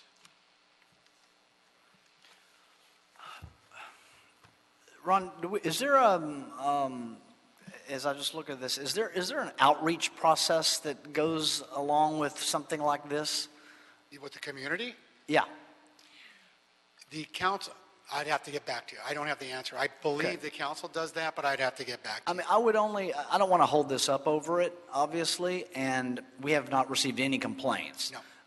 So I'm assuming that there is. I just know that I'm more familiar with some of these issues in other council districts. I'm not as familiar with them around the port, and that's why I asked the question. This is an industrial area. Yeah. That's what these streets are. They actually feed this warehouse, so it's a totally industrial area. I'm going to guess that the stakeholders are not going to, in the immediate area, are not going to have a problem with it. That they're the ones that want it, likely. Yeah. Yeah. They need the streets open so you can get from the port to the warehouse. Okay. Thanks, and you don't need to follow up with the council office. I'll ask Dennis. All right. All right. Thank you. Any further questions on agenda item number 2? Commissioner Davis has made a motion that we adopt number 2. I'll second it. Any objection? Without objection, we'll adopt number 2. Any problem sending it forthwith? We'll send number 2 forthwith. Number 3, Council District 9, Bureau of Street Services. And we've got 2 of these. My question, Ron, when I get to it, will relate to both. But Bureau of Street Services, Council District 9, recommending the board authorize the Bureau of Street Services and the Office of Accounting, subject to the approval of the council, to process the claim for refund over $5,000. For this agenda item, it's number 125876 to AEG in the amount of $44,863.38. Mr. Lorenzen. Good morning again, Ron Lorenzen, Bureau of Street Services. As Commissioner James has indicated, we are requesting that you approve the expenditure of this amount of $44,863.38. This is in relationship to a special event permit. Whenever we have a special event, at the end of the special event, all of the agencies involved with the special permit, typically LAPD is the largest contributor to these. They do an accounting of the money that was deposited. If their services do not amount to the amount deposited, in this case, AEG is refunded the overpayment. And that's what we're requesting right now after full auditing of the amounts that were expended for this project. The overage was $44,863. So we're asking that be approved to be refunded to AEG. So here's my question. We don't see these a lot, and we have 2 on today. We do a pretty good job of estimating these numbers. That is correct. Did we estimate on a couple of these, or was this just an aberration of sorts? I believe, again, most of this is LAPD costs. Yeah. That's the largest expenditure. And I would probably have to go back with them to see how they're giving us their estimate to see, but these were large events. The AEG was the Amgen bicycle tour. Right. So there was probably a lot of the next one is too. nuances. It's like a 5-day thing. Yes, it was a big thing. So I think it just has to do with the length of the permit and the actual events that caused this to happen. And that's why there aren't that many. If it's at one time, say a 4 or 5 hour event, we have a lot easier time estimating costs. We just have a number of multi-day events, and we don't see the refunds coming to us that often. So I just didn't know if we were, if one of our calculators was broken or something. Yeah, the full accounting is in the package. I didn't look at it Yeah. to see who, but I believe LAPD is the largest contributor to the overage. And obviously, it's whenever you're making a refund this large, you want it to be approved in the light of day. So here And we normally, Mr. Rivera would be here, who has a lot more detailed information relative to these, and I'm filling in for Mr. Rivera, who is filling in for me doing something else. are. Okay. Any additional questions on number 3? Is there a second to my motion that we adopt agenda item number 3 by Commissioner Rodriguez? Any objection? Without objection, we will do so. Any problem sending it forthwith? We'll send number 3 forthwith. On number 4, Council District 9, also Bureau of Street Services, recommending the board authorize the Bureau of Street Services and the Office of Accounting, subject to approval of the City Council, to process the claim for refund over $5,000, number 126365, to refund Golden Voice LLC the amount of $41,470.99. Mr. Lorenzen. Ron Lorenzen, Bureau of Street Services. Golden Voice is requesting that we refund their overage of payment in the amount of $44,000 and change that was indicated by Commissioner James. And again, it's the same type of a project as previously described. I don't have any further questions other than the questions that I asked. The answers would be the same, correct? That is correct. And if you have any further questions, we can forward those to Mr. Rivera, and he could give you a detailed answer. Is there a second to my motion that we adopt agenda item number 4? That would be by Commissioners Jacinto and Rodriguez. Any objection? Without objection, we'll bless you. Without objection, we'll adopt agenda item number 4. Any problem sending it forthwith? Thanks, everybody. Thank you, Mr. Lorenzen. We'll send number 4 forthwith. Number 5, Bureau of Sanitation and Bureau of Contract Administration, requesting that the mayor and the city council authorize the board to execute the proposed amendment number 1 to the personal services contract with Pacific Sewer Maintenance Corporation and Root Tamers, a joint venture, to provide sewer chemical root control treatment, extending the original contract 3 years after the expiration of the current term and increasing the overall contract ceiling to $14 million. Carmelo Martinez. Good morning, President James, Commissioners. This is a request for the board to be authorized to execute amendment number 1 with Pacific Sewers and Root Tamers. The amendment extends the contract by an additional 3 years. Plus, we're also requesting an increase in the cost ceiling from $6 million to $14 million.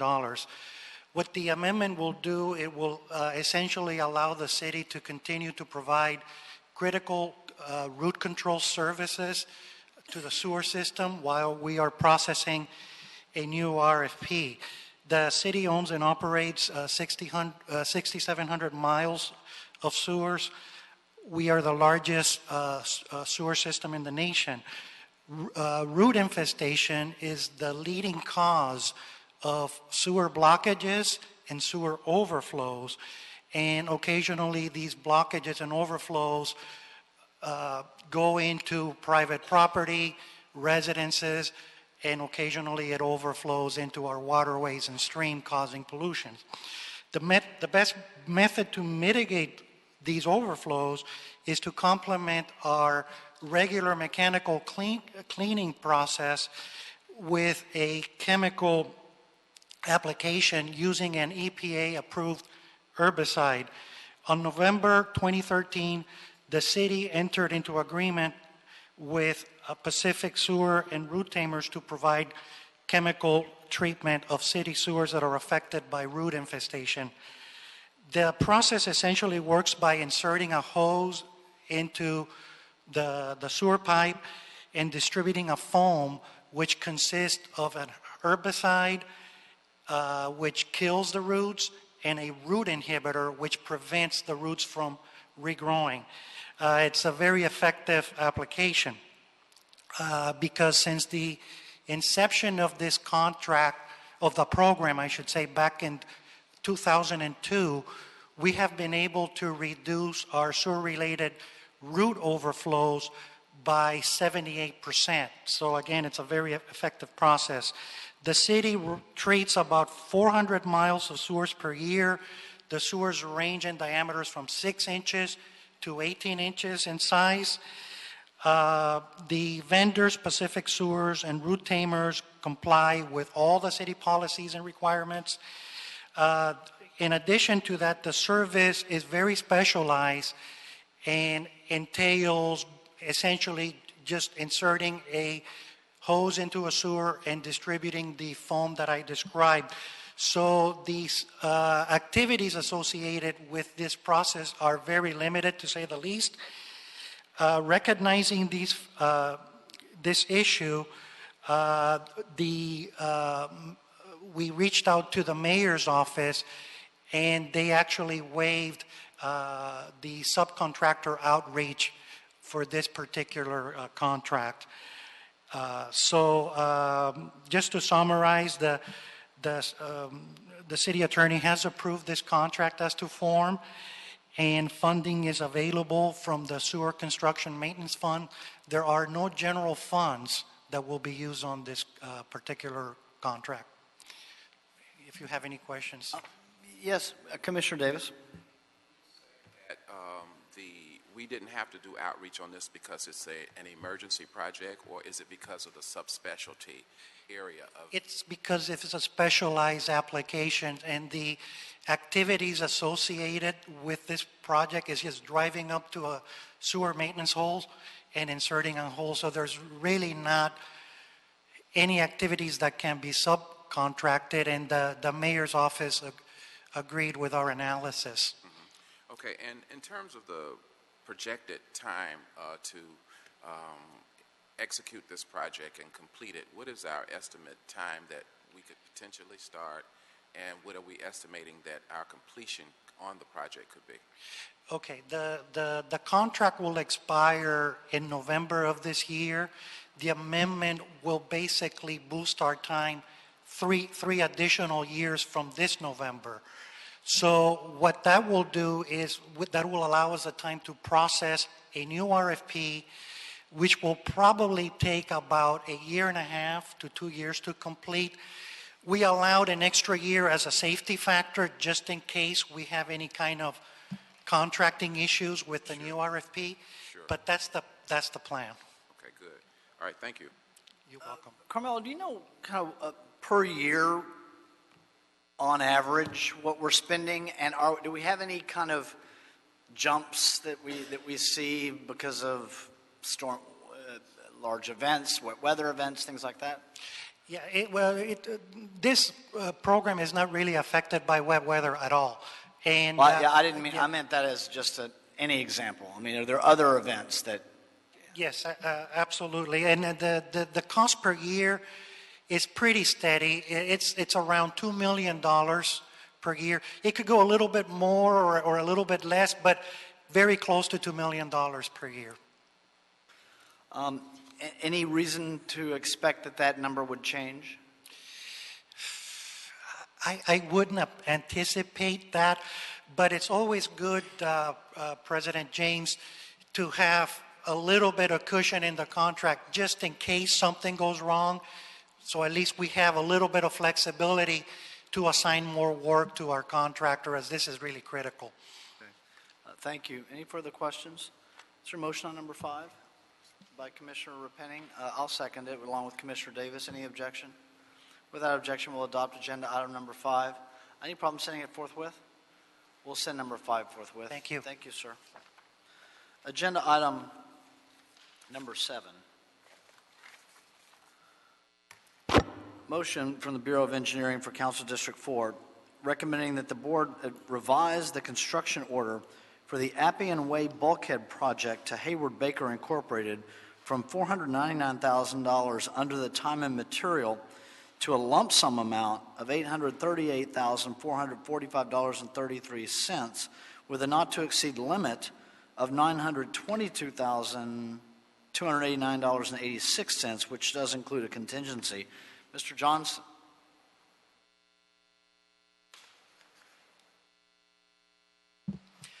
Good morning. Chris Johnson with the Bureau of Engineering, Geotechnical Engineering Group.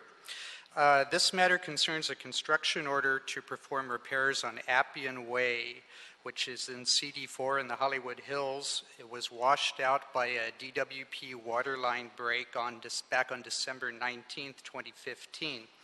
At that time, DWP requested that the Bureau of Engineering design and make repairs to the street. They would handle the repair of the water line itself. So the Bureau of Engineering with in-house staff proceeded to obtain environmental clearances, survey, prepared plans and specifications for this work. City engineer declared this repair to be an emergency on January 7th, and council was able to appropriate funds from the DWP in order to allow us to award the work under our current policy for emergency repair work in the hillsides, to use our emergency on-call list. That work was awarded to Hayward Baker Incorporated, who was at the top of the rotating list at the time, on January 15th, and within the city engineer's authority has under board policy has up to $500,000 authority to award emergency work. They were begun on a time and materials basis right away, with the intent to negotiate a lump sum agreement for the full cost of the work.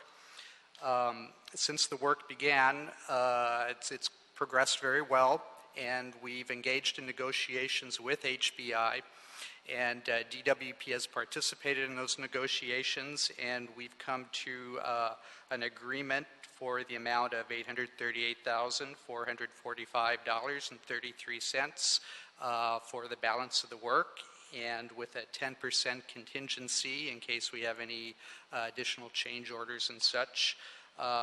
We're requesting a budget of $922,289.88 to complete the task. And just so the record's clear, that's still DWP funding? It's DWP funding, yes. Any questions on agenda item number 7? Timing. Commissioner Davis? Yeah, and when do you anticipate again that the work can begin and be completed? The work was begun back in January under the city engineer's authority on a time and materials basis, and it's continuing as we speak. My understanding is DWP has a commitment to complete all work, including their water line, by the end of May. The wall itself now is substantially complete, and there will be some hiatus in Hayward Baker's work for DWP to reestablish their water line through the area. So washout's about 60 feet wide and 18 feet deep across the entire width of the street. So we have to get in there, do our work, then DWP comes back with their water line, then we get back on and do the paving and all the finishing. So you're talking about the end of May, maybe? That's what's committed. Okay, thank you. Anything further? Okay, so Commissioner Santos made a motion that we adopt agenda item number 7. I'll second it. Any objection? Without objection, we'll adopt agenda item number 7. Any problem sending it forthwith? We'll send number 7 forthwith. Thank you, Mr. Johnson. Agenda item number 8, a motion from the Bureau of Engineering regarding a bid rejection in Council District 6, recommending that the board reject the bid received on February 24, 2016 for the Van Nuys Police Station Elevator Addition Project. Robert Lomelin. Morning, sir. Good afternoon. It's after 12 already. By 1 minute. 1 minute, yes, All sir. right. You got me. Good afternoon, sir. Good afternoon. Robert Lomelin, Bureau of Engineering. This motion here is being presented to request that the bid with EC4 or 40C be rejected because the amount exceeds that which is funding right now for this project. The number exceeds by 38% on the base bid. With the contingency added to that number, it would exceed by 66%. Therefore, requesting that the bid be rejected. I don't have any questions on this. Anybody else? Is there a second to my motion that we adopt agenda item number 8 by Commissioner Ascento? Any objection? Without objection, we'll adopt agenda item number 8. Any problem sending it forthwith? We'll send number 8 forthwith. So rejected. Thank you, sir. Agenda item number 9, motion from the Bureau of Sanitation requesting the board recommend to the Department of General Services purchasing agent the award of a sole source contract to Alpha Laval Incorporated for the purchase of 3 ALDEC Aldec G3 165 centrifuges for the DICE facility at the Hyperion water reclamation plant with an approximate cost of $6,289,992.56, including taxes, and to create a one-time purchase order for the purchase of 3 Alpha Laval G3 dewatering centrifuges George Hontiveros. Good afternoon. Morning, sir. George Hontiveros, Hyperion Wastewater Reclamation Plant. The request is for an approval of a sole source purchase and replacement for 3 Alpha Laval centrifuges. The units are over 18 years old, and the existing DS906 are discontinued and no longer supported by Alpha Laval. The proposed replacements is an Alpha Laval G3.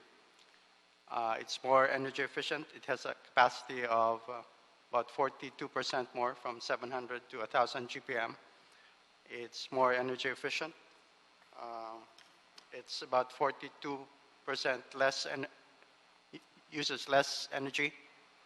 And the savings, we estimate per unit is about 84,000 per year. With the increase in power after the contract expires with DWP at the end of this year, will be almost doubled, which is about 254,000 per year.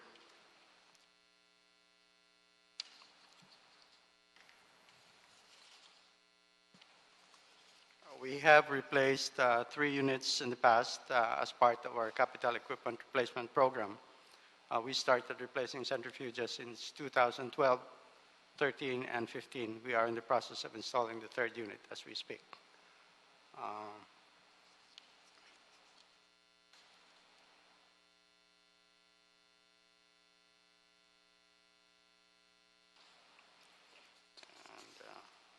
Are there any questions? 1 second for Commissioner Rapang. Oh, okay, 1 second. Any questions, guys? No, looks like it's updating technology and making it more efficient and more effective. This new machine obviously allows you to do a better job without utilizing the same level of energy that the old machine used to use. Is that kind of accurate of what you have been analyzing in this report?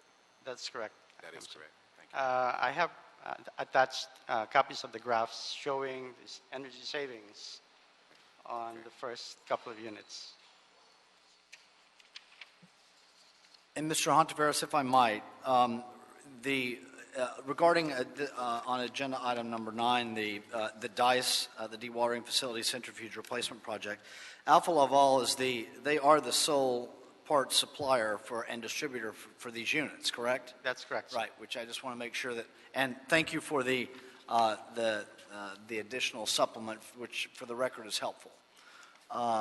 Any further questions on this?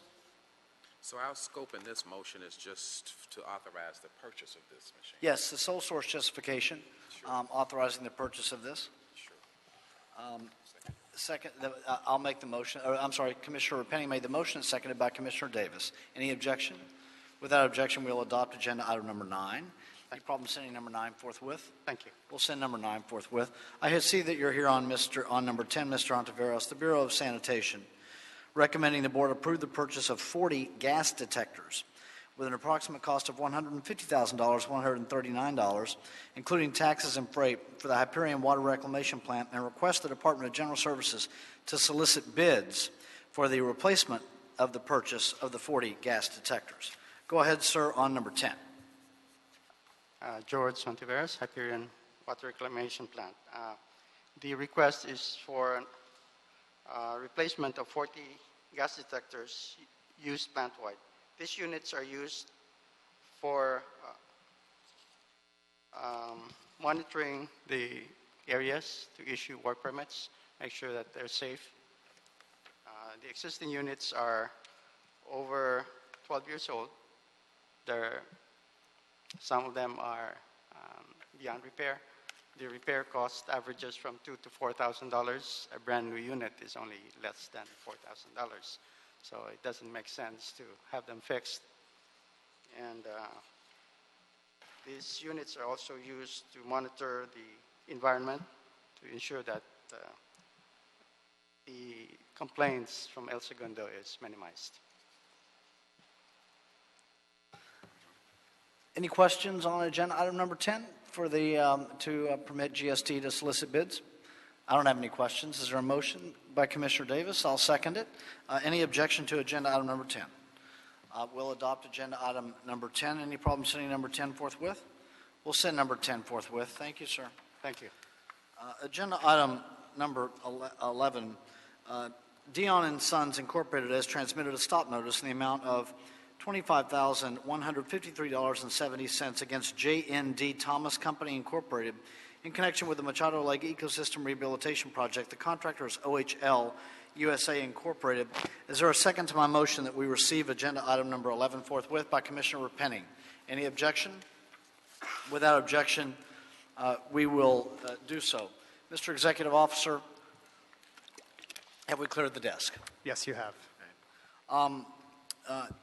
Colleagues, just so the record is clear, we are joined by many people from our Public Works family who have come in this morning to hear our adjourning motion, adjourning today in honor of David P. Chanquin, who passed suddenly weekend before last. Before I read the content of our adjourning motion, I did want to just say a few words about David. David was, I mentioned this when I made the announcement on the Monday after David suddenly died, that he was such a positive force for us here in Public Works. Someone that had been with, I know he'd been with the city for 34 years, and was left us too soon, too early to retire, even though he had been with the city for 34 years. David was just 52 years old, and had been with the Board of Public Works here since 1990. So that's 26 years, and you think about David's short life, 26 years, he spent half of his years with us. David was, you learn much more about what people do in such a busy place once they leave you. And still every day I learn of something that we're having to now find other people to do. I just got just the other day a phone call from Film LA, and David has had his involvement in every aspect of what we do in the Board of Public Works, including even what I did do with Film LA and making my life easier with some of the work that he did with the film and television industry that's connected to our street closures here in the Board of Public Works. Many of the people here that worked with David every day for many more years than we have.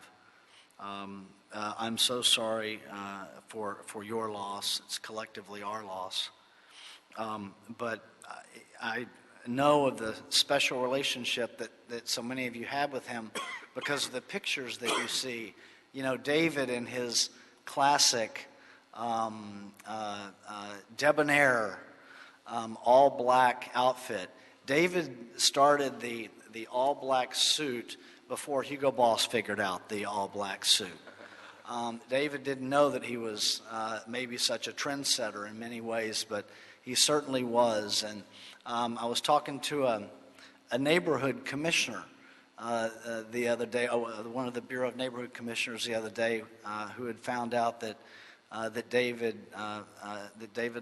passed away Saturday before last, and the comment was made by her about how friendly and responsive he always was in helping the Department of Neighborhood Empowerment do the work that they needed to do around their Congress of Neighborhood Councils that happens. David was, in many ways, the kind of the landlord of the room that we're in.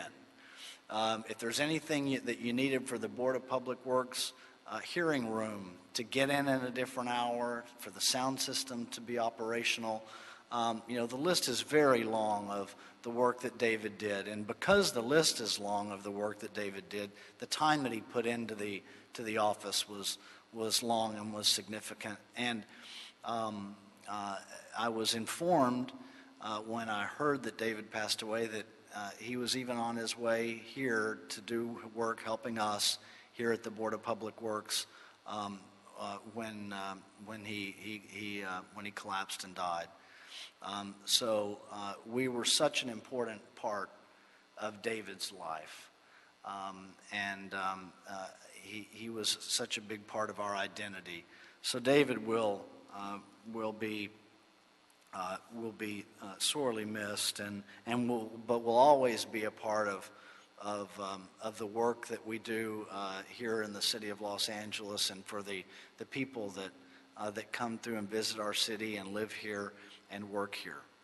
I will, Commissioner Davis, I see your light on, sir. Yeah, I certainly will miss David, and I would like to say that I saw David most often after 5 o'clock p.m.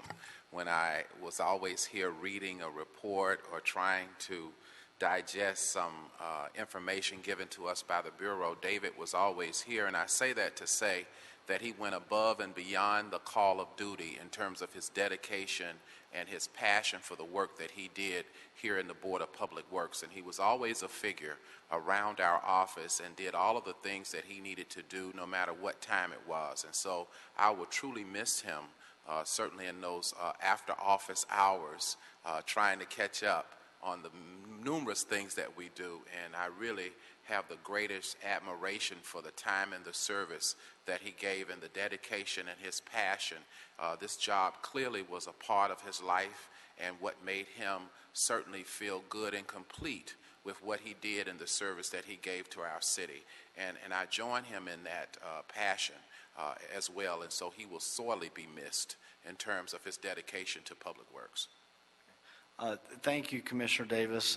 You just reminded me of something, too. One of the things that I could count on with David, if I would see him here late in the evening or on a weekend, one of the things that David would always mention would be some sports news item. So, that gives you a look into people's lives. You find out and you find common ground and things like that. And David always knew what the latest sports news was. And for me, I don't know if he shared this with anyone else, but he certainly shared it with me. I like to think that maybe he did this because of me in some sense. He would, if something big happened regarding the University of Oklahoma sports, he would know it. And I'm going to guess that he probably didn't check the University of Oklahoma sports news before I worked here. I could be wrong about that, but I'm going to guess that that's the case. And like you said, Commissioner Davis, I say that only because to emphasize that we were important to David and part of his family, and so it's such a loss. And I don't want to personalize this too much, but I'm 52 years old, and seeing people you all know that die so young is just so hard. So thank you, everyone that's here. I would like to read into the record the adjourning motion that we have. Whereas the Board of Public Works of the City of Los Angeles, California, has learned with sorrow of the death of David P. Chanquin, now therefore be it resolved that the members of this board hereby express their deep sense of loss in the passing of David and their appreciation of his valued services to the people of this city and county, and extend to his family the sympathy so deeply felt on this occasion. Be it further resolved that this resolution be spread on the minutes of the Board of Public Works, and that as a further mark of respect, this board do now adjourn on this date, April 13th, 2016, in his honor. We are adjourned.